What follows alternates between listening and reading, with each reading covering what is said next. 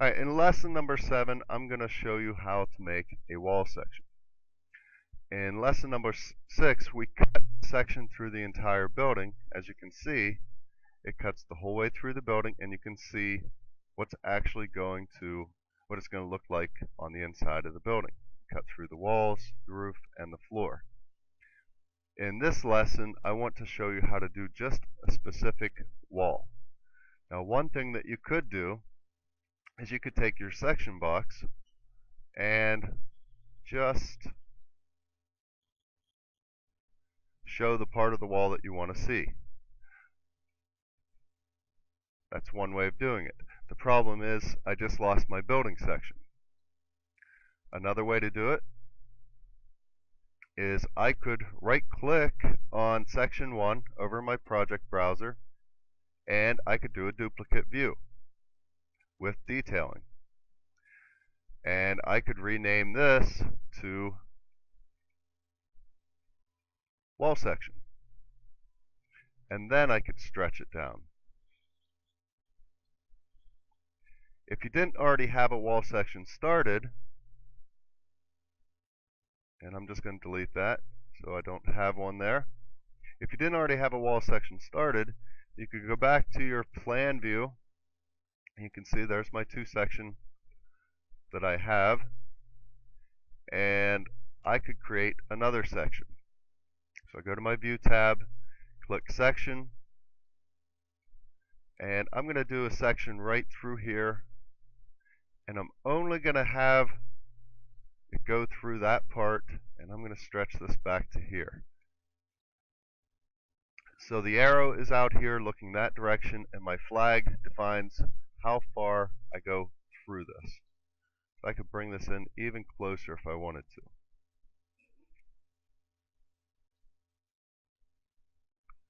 Now whenever I click on this to be taken to the section, what I'm seeing is the opposite side of the building. So it looks a little bit goofy. So I don't think I want to have a section on that side of the building. Instead, I want to have it on this side of the building, so I can see how the gable roof acts with the wall. I'm going to click my section button again, and again I'm going to create it right there. I'm going to click on this until my box comes up, and if I double click on this one, now you can see the part of the roof that you want to see. So I'm just going to go back, and I'm going to delete this one because I know I don't want that on there. I say OK. And whenever I double click on this, it takes me to my wall section view. Now from the previous lessons that we've had, you know that there's a lot more going on here than what we're actually seeing. This wall is made up more lines than just these 2 lines. So the first thing we're going to do is we're going to make it fine detail. The next thing we're going to do is we're going to up the scale from 1/4 inch to 1 inch equals a foot. And now we can see even more detail. Whenever we get up here, we'll notice that the rafter is being cut out, but we can still see that wall behind. So what's actually going on at the top of this wall is a double top plate. So I can add a double top plate by simply going to my Annotate tab, and then on this little button right here, it's Detail Component. So if I click on that, you're going to have to, the one I'm using is coming up automatically because I've already loaded it, but you're going to have to go to Load Family, look down through here,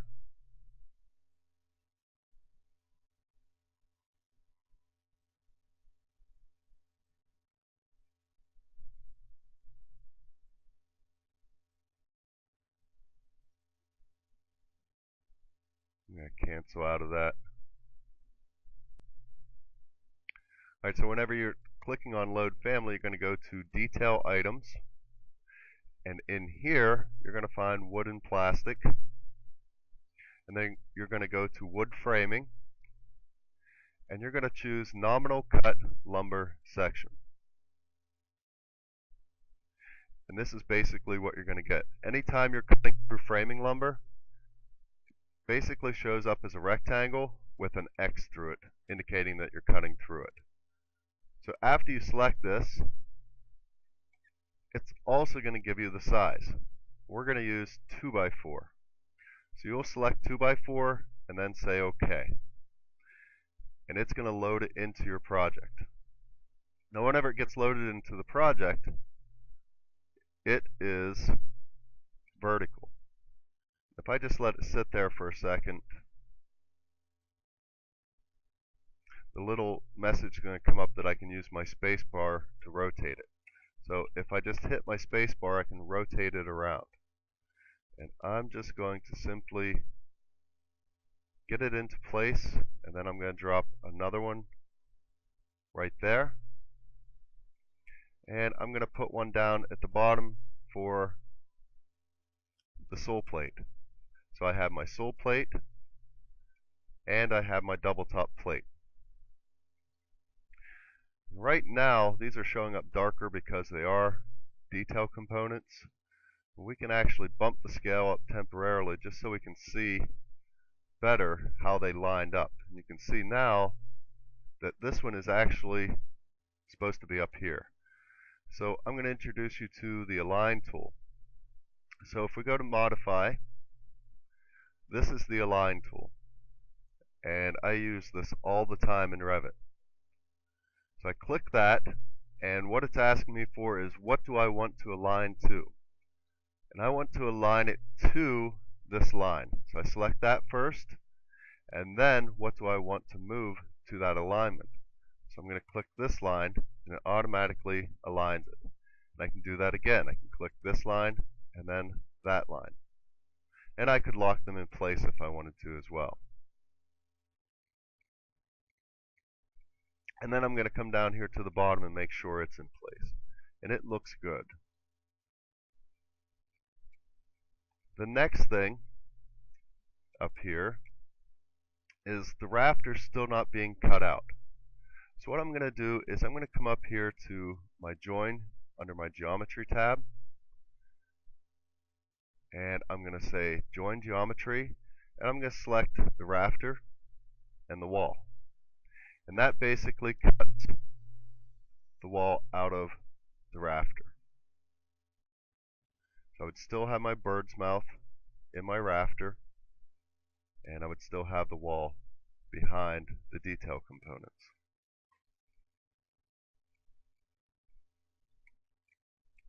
The next thing are the floor joists. We haven't talked about floor joists a lot, but basically they're the structure of the floor. They're what's going to hold up the plywood on the floor, and you can see the plywood in here. If I wanted to add the floor joists on here, which are also 2x4s, I can go back to my Annotate tab, select my detail component, and I can put my 2x4 in place there. I can zoom in. It looks good. And I'm going to have another one 16 inches away from this. So I'm just going to simply click on it. I'm going to use my copy tool. And instead of picking somewhere on this 2x4, I'm going to zoom out a little bit and I'm going to choose a location down here away from the 2x4. So I'm not grabbing anything that's going to mess me up. And at this point, I can stretch it out to 16 inches. And I can type in 16 inch. And we'll see if it copied it out here.